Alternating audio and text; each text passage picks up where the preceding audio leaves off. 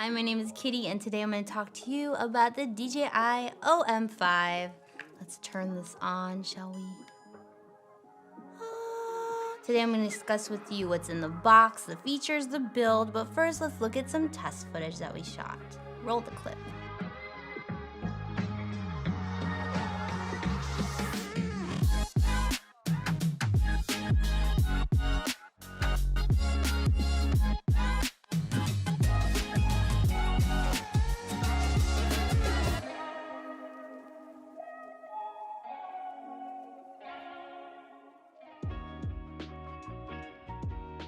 What's in the box? First, you have your gimbal folded up all nicely and compact. You have your tripod, you have a magnetic phone holder. It also comes with a case, a wrist strap, a charging cable that's USB-C, and also a thin phone accessory, and some pamphlets.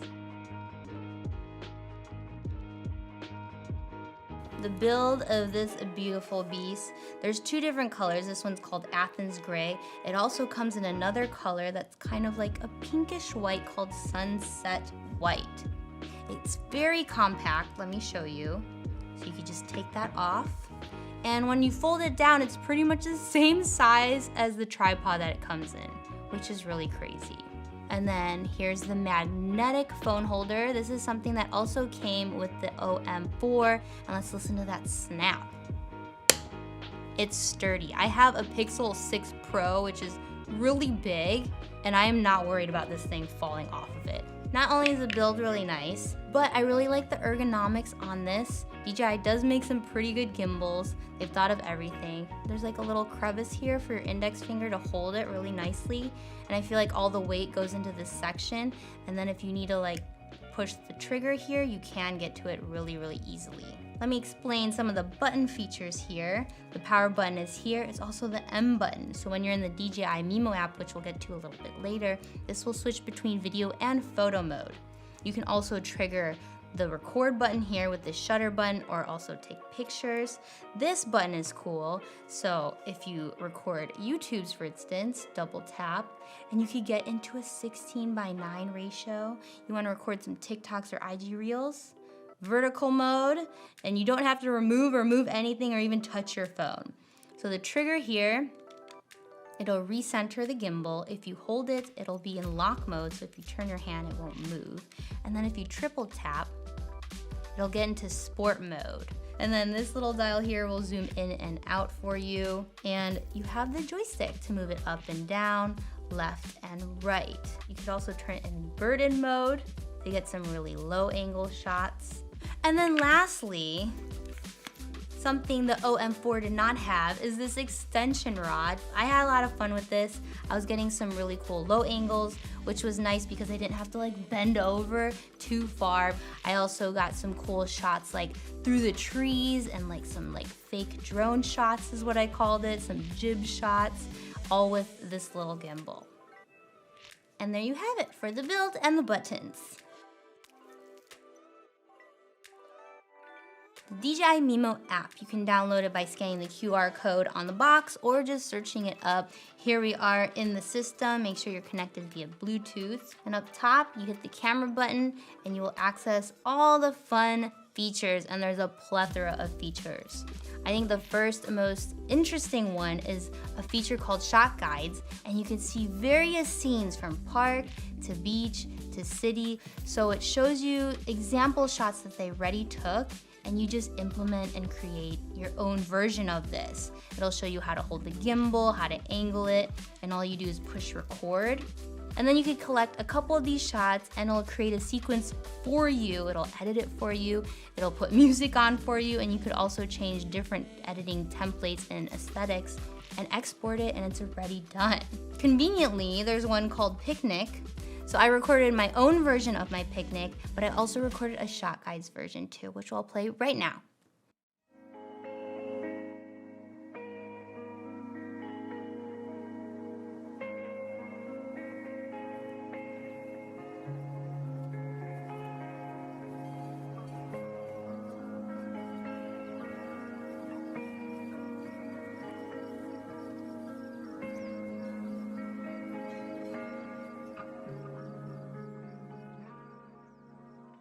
Other features are included are dyno zoom, so it's kind of like a dolly zoom. I also played with panos. They have this cool feature called Clone Me Pano, which will take 3 different images of you and stitch it together. So it looks like there's 3 of you in the one image without any Photoshop needed. Here's just the regular pano, which is great if you want to get this like ultra wide lens look.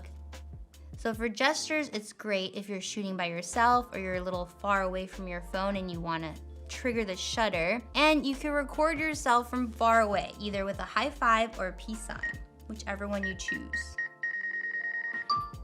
Another feature on here, which is pretty interesting, is this like beauty filter if you want to play with those. There's also an AI editor. If you go to home screen, over here you'll see AI editor here. And you could select your clips. It'll also edit it for you, kind of like how Shot Guides does it too. There's other features on the DJI Mimo app as well, like time lapse. You can also do hyperlapse. Lots to play with there for sure. Not only is the hardware with DJI Gimbals pretty cool, but also the software is on point as well. So who is this gimbal for? Obviously, the go-to would be travelers. This is really easy to pack up in your backpack. It's great for people who are mobile shooters, who don't have a camera.